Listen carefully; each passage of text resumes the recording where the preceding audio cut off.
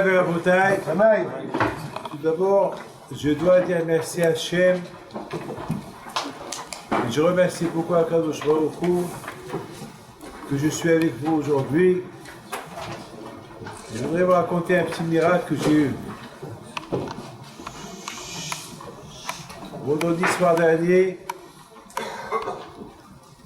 vous m'avez vu prier avec vous, mais j'ai tenu le coup, j'ai parlé à haute voix, mais j'avais beaucoup pas de stress, mais j'avais beaucoup de complications à respirer. Et le vendredi soir, toute la nuit, j'ai pas dormi. J'avais beaucoup mal dans ce côté-là de la poitrine. Et j'arrivais pas à dormir. Et chaque fois, je voulais aller réveiller Madame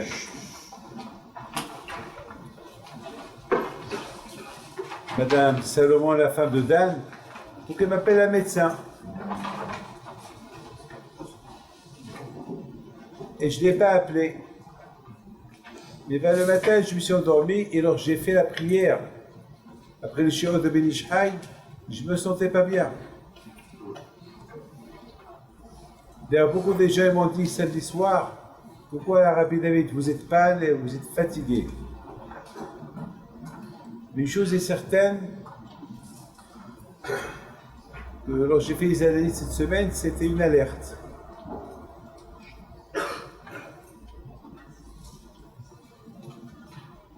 Et combien je dois dire merci à Akadosh Baruch Hu, que Akadosh Baruch Hu m'a laissé, en général, les médecins m'ont dit, mais il fallait pas attendre. Et j'ai attendu presque 48 heures.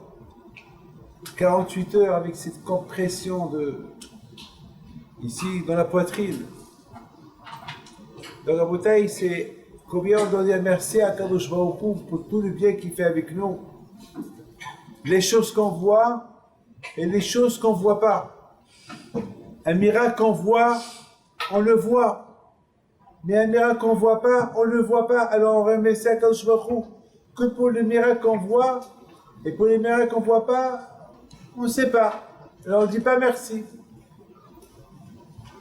Alors j'ai pensé que c'est la raison pourquoi on dit Nishmat Kol Hay. C'est quoi Nishmat Kol Hay? Nishmat, Chachamim disent du verbe Neshima. Chaque seconde que l'homme respire, il doit dire merci à Kadosh Baruch Hu qui respire. Que ça ne s'est pas arrêté. Que c'est respiration.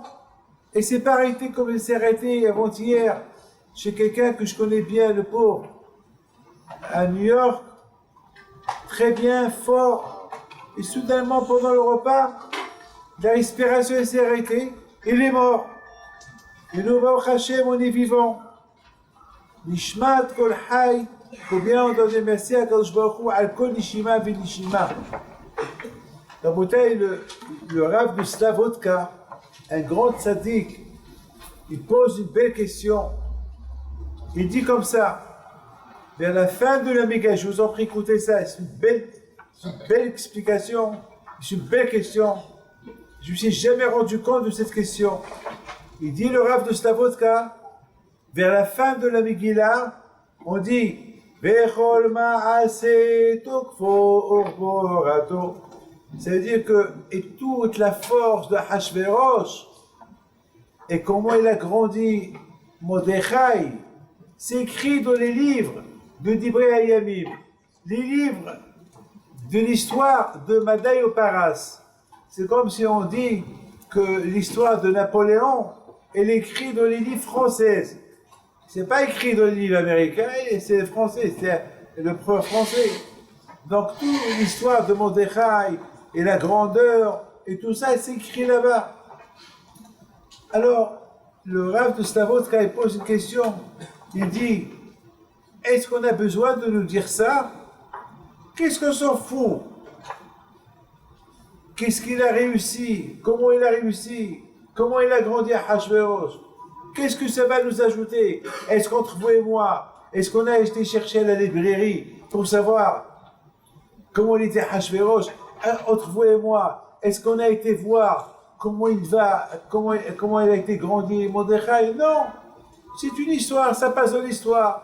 Ah, pourquoi la Megillah, elle se fatigue pour me dire, c'est toute l'histoire de la force et les pays qu'il a conquéris et le royaume de Hachvérosh, ils sont écrits dans le livre de Mada et Paras.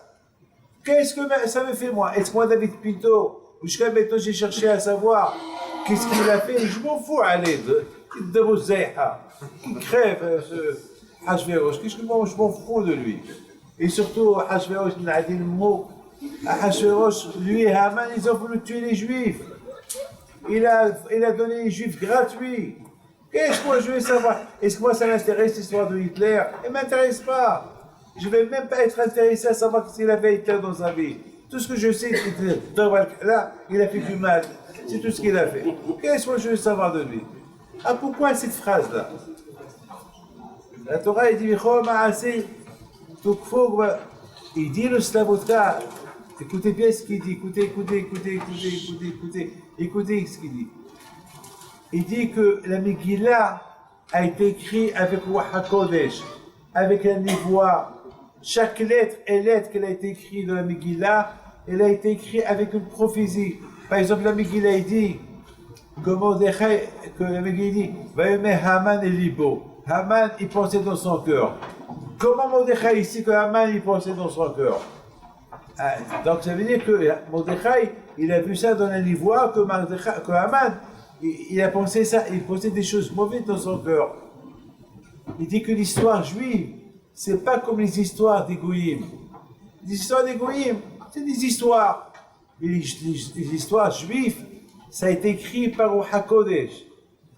Et c'est la raison pourquoi la Torah étudie Vechol Ma'aseh Tokfo Gvorato. C'est-à-dire que tout ce que la Torah, que toute l'histoire de Mordechai, de Hachvérosh, ça, ils sont écrits dans le livre de Mada et Paras.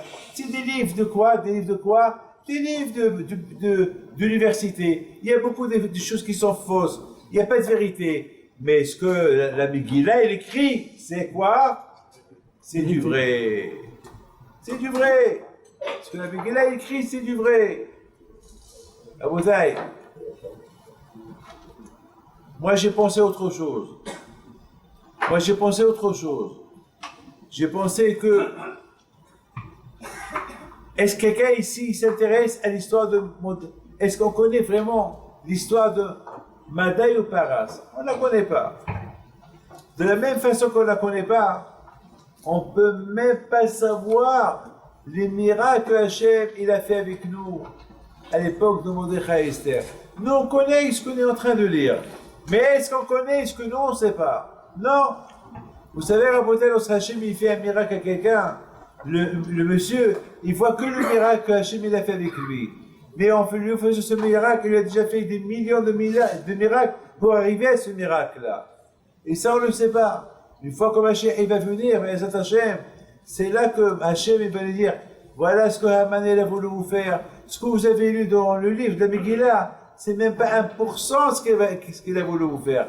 Les tactiques qu'il vous a préparées, vous ne pouvez pas imaginer. Vous ne pouvez pas imaginer. Et c'est la raison que la Torah, elle dit, c'est-à-dire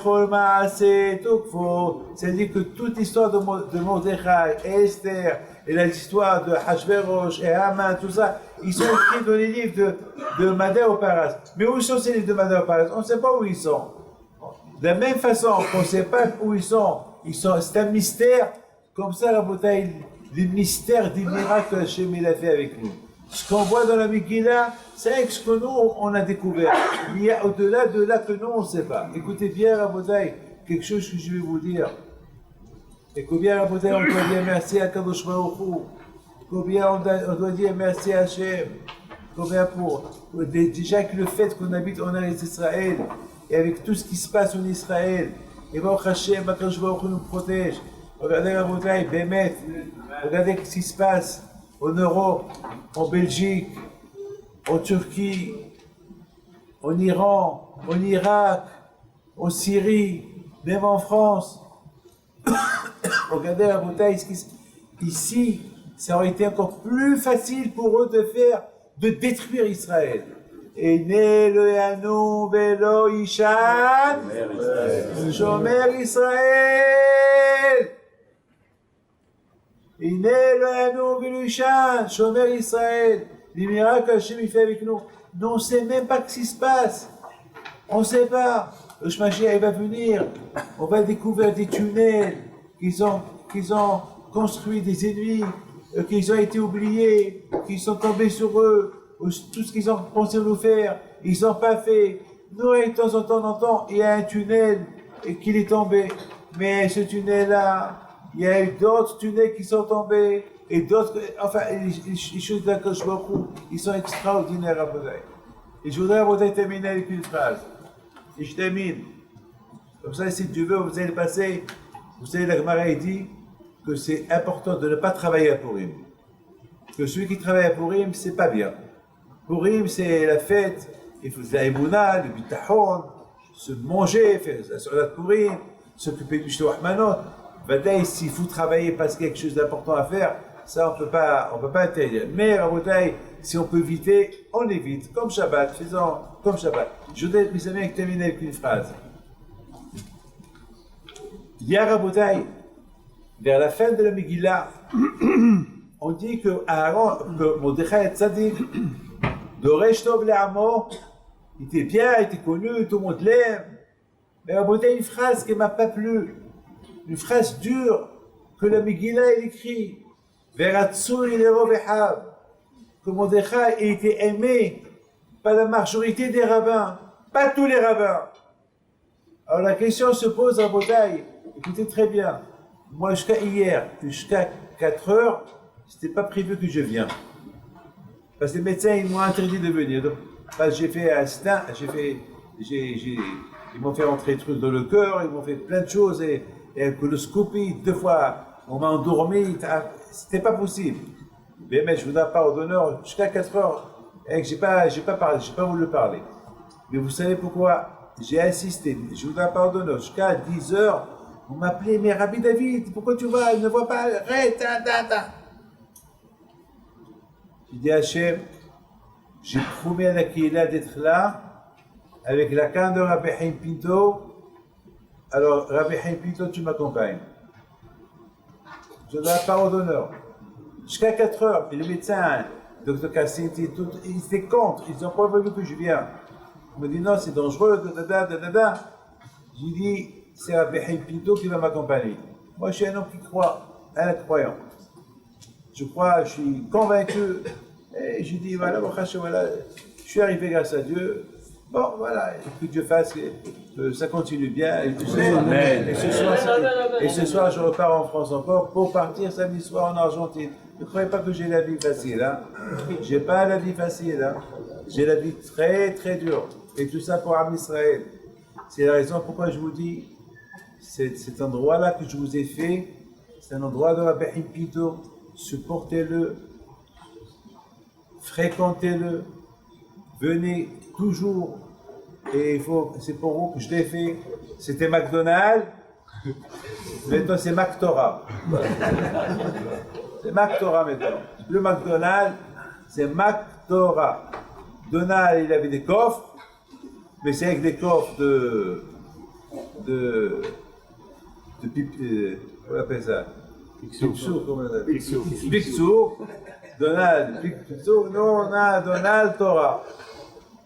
Écoutez, j'ai pas compris comment les rabbins, ils ont laissé de côté Mordechai. C'est Mordechai qui les a sauvés. C'est Mordechai qui leur a donné il les a sauvés. Comment il peut, s'il n'y avait pas Mordechai, tous les Juifs auraient été tués.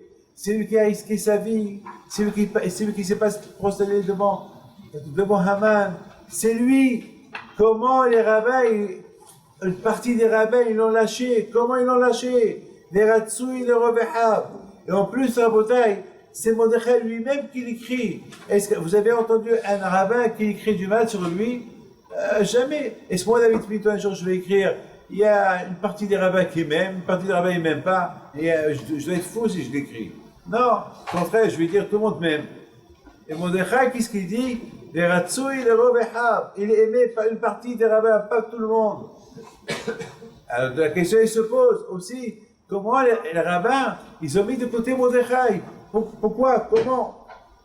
La réponse, elle est comme ça. Les rabbins, ils adorent Mordechai. Les rabbins, ils aiment Mordechai. Les rabbins, ils sont contents de tous les efforts qu'il a fait pour sauver le peuple juif. Mais à un moment donné, ils ont dit à Mordechai, mais tant que tu as donné l'amour de la Torah aux Juifs, mais tant que les Juifs, ils ont dit Na'aseh v'nishma, mais tant que les Juifs, les Yehudim, ils ta'ora v'simcha v'sasson v'kar, mais tant que les Juifs, ils mettent des tefillin, mais tant qu'ils mettent le feu au Shabbat, mais tant qu'ils font Tarat HaMishpacha, mais tant qu'ils mangent le kasher, et toutes les yeshivot, ils sont pleins. Qu'est-ce que tu fais au palais? Tu perds ton temps au palais. Viens à la yeshiva étudier la Torah avec nous. Qu'est-ce que tu fais là-bas? C'est vrai, tu es là-bas pour surveiller, pour les intérêts, pour protéger les intérêts juifs. Mais les intérêts juifs, ils sont protégés par la Torah. Qu'est-ce que tu fais là-bas? Ça, ce qu'ils ont reproché à Mordechai. Et c'est pour ça qu'ils se sont un peu écartés de lui. Et Mordechai, il s'est rendu compte. Il leur a donné raison. C'est la raison pourquoi il a écrit. Il y a un peu de mes amis m'ont quitté parce que j'ai fait ça et ça. J'ai quitté la yeshiva pour s'occuper un peu plus des juifs au palais royal. Et ils ont raison. Puisqu'ils ont raison, Doresh Tov Le'amo. Mais c'est quoi Tov? Ve'en Tov Ela. Ve'en Tov Ela Torah. Il est retourné après à la yeshiva, il a quitté le palais royal. Voilà, Rabotai. Voilà ce qu'on apprend de cette belle Haftara, de cette belle Megillah. Megillah, c'est du verbe Gilouï, dévoiler. Cette Megillah, il nous a dévoilé combien Hachem nous aime, combien cette Megillah nous a dévoilé, combien on a des ennemis, et maintenant on a dévoilé nos ennemis. Vous savez, Rabotai, combien des ennemis on a dans le monde? Vous croyez qu'on n'a pas, vous croyez, Rabotai, qu'on a des amis? On n'a personne. Et là, nous les sha'in, et là, albinu sheba, sheba, il n'y a que la Kadosh Baruch Hu. C'est sur lui qu'on doit compter. On a le droit de compter sur personne. La Torah Kedusha, c'est tout ce qu'on a à Rabotai. C'est tout, Rabotai, c'est tout. Que chacun de vous, Rabotai, écoutez bien ce que je vais vous dire. Écoutez, très bien. Lorsqu'hier, on m'a endormi, avant qu'on m'a endormi, j'ai dit à Hachem, voilà, je vais dormir. C'est la deuxième anesthésie. J'ai fait une mardi et une hier. Maintenant, je vais dormir sur l'anesthésie générale. Hachem, tu sais que je n'ai pas encore fini mon travail. Et j'ai beaucoup de travail à faire. Et si je n'ai pas de travail, alors je vais inventer un travail. Alors, tant que moi, je ne veux pas te lâcher, tu ne me lâches pas. Alors après, j'ai fait schéma Israël. J'ai dit Hachem, ce schéma Israël que je fais, c'est pas Allah Israël, schéma Israël. Je lui ai dit, attends Hachem, ne rigole pas avec moi. Je fais ce schéma Israël pour te dire que je t'aime, c'est tout. Et après, c'est tout. Ne crois pas que c'est le schéma Israël et tu l'acceptes. Fais attention. Demain, je suis à Anana, demain, je vais danser avec eux, demain, je vais être avec eux. La bouteille. Ma'ashiv Hashem. Quel retour on peut dire à Kadosh Baruch Hu? Mais je vous donne parole d'honneur, à 99%, je ne devais pas être avec vous, je devais rester au lit là-bas ou à l'hôpital encore. Et Bémet, j'ai des miracles. Moi je vous dis, c'est un miracle de Purim. Parce qu'Hachem vous aime, parce qu'il veut que je sois avec vous, il veut qu'on fasse une belle simha. On va faire aujourd'hui une simha à la salle, comme la simha qu'on fait à la Iloula. On va se trouver comme si on était à la Iloula. Comme ça, cette année, si Dieu veut, vous allez bien vous inscrire pour aller et la dernière chose, ouvrez les mains.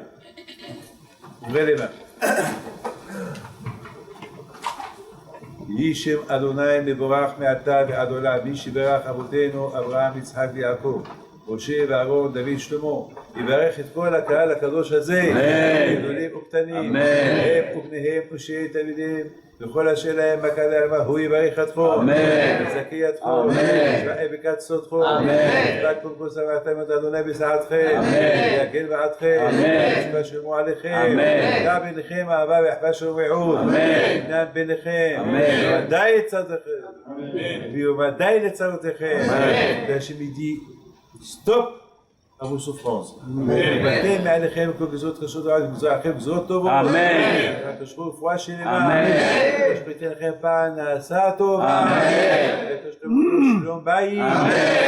בזכות מרדכי ואסתר,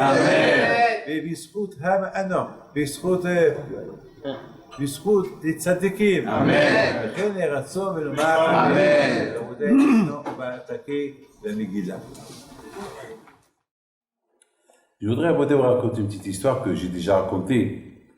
Et c'est la suite du cours dont j'ai parlé sur Mordechai et Tzadik et la raison pourquoi les rabbins l'ont quitté. Et même lui, il a admis qu'ils ont bien fait de le quitter parce que finalement, il a compris que celui qui est attaché à la Torah l'approche. Elle l'approche et le protège. Donc il n'a pas besoin de rester au palais royal. C'est vrai. À l'époque, pourquoi Mordechai était tout le temps au palais royal? Parce que les Juifs, ils n'ont pas étudié la Torah. Donc il fallait qu'ils soient là-bas pour le protéger. Mais donc les Juifs, ils sont dans la Torah Kiblo. Donc il n'y a pas de problème. Pourquoi Hachamim ils disent, pourquoi Mordechai est toujours là-bas? Il faut qu'il quitte. Mordechai a compris la leçon, il est retourné à Yeshiva, comme nous avons expliqué. Maintenant, je voudrais vous raconter une belle histoire du Rav de Ponevitch. C'est une super histoire. On raconte qu'une fois, quelqu'un lui a posé une question. Il lui a dit, quelle est la raison? Pourquoi tu as... comment est-ce possible que tu as réussi à construire l'une des plus grandes yeshivot du monde?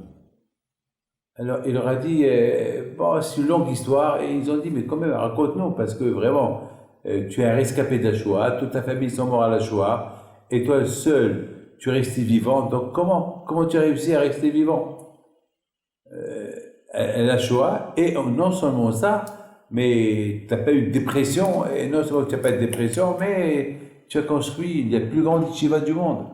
Et il leur a dit, vous savez pourquoi?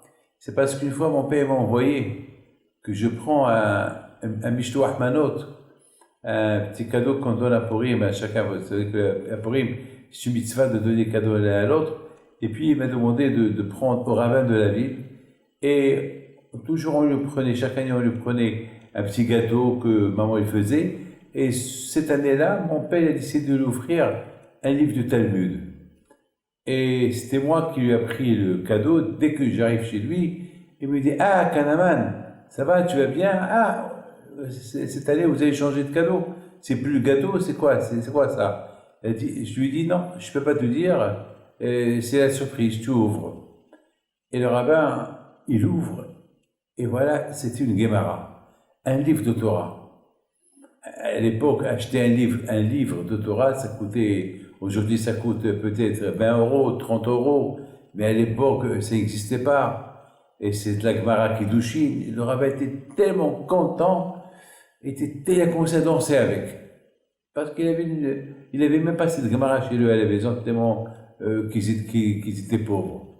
Donc, il dit à sa femme, ma chérie, moi, ça fait des années qu'on est mariés, toi et moi, et je t'ai jamais demandé de m'envoyer un Mishtou Ahmanot. Je t'ai jamais demandé de me donner un cadeau. Là, je te demande que tu me donnes un cadeau. Elle lui dit, depuis quand je te donne un cadeau? Il dit, à partir de maintenant, je te demande que tu me donnes un cadeau. Quel cadeau tu veux que je te donne? Laisse-moi 3 heures étudier cette belle Gemara. Parce que toutes les Gemarot, tous les Talmuds que j'ai sont anciens, et les lettres sont petites, celle-là, elle est belle. Les lettres sont larges, les lettres sont belles, et c'est beau. Et vraiment, la lecture, elle va être spectaculaire. Et pendant 3 heures, il a étudié, avec une joie, Et le Rav de Kalaman, il dit, ces 3 heures-là que j'ai surveillé le Rav, en train d'étudier avec cet amour-là, avec cette délicatesse, on dirait qu'il mangeait quelque chose de bon et qu'il se régalait avec l'étude. Je me suis dit, Hachem, si un jour je grandis, j'ai plus envie d'avoir le goût de la Torah comme lui. Et si j'aurais le goût de la Torah comme lui, j'ai envie de la faire goûter à d'autres. Donc, pour la faire goûter à d'autres, je vais construire la plus grande yeshiva du monde. Ça, c'était mon ambition. Et te donner comme une ambition a été prise au moment que vraiment je voulais, j'étais convaincu. Et on dirait que Hachem, à ce moment-là, il a vu mon cœur qui était vrai et il a accepté. Et j'ai grandi, j'ai escapé à la Shoah et j'ai fait Hachem la plus belle yeshiva du monde où il y avait des milliers de gens qui étudient la Torah et dégustent la Torah.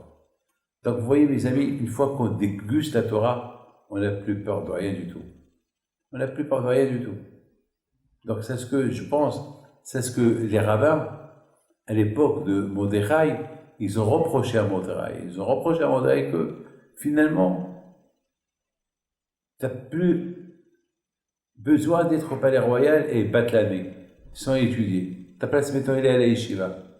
Tu veux protéger les juifs, eh bien tu les protèges en leur donnant l'amour de la Torah. Lorsqu'ils vont te voir, un homme comme toi, tu es symbolique, que tu es à l'yeshiva en train d'étudier la Torah, eh bien ils vont devenir comme toi.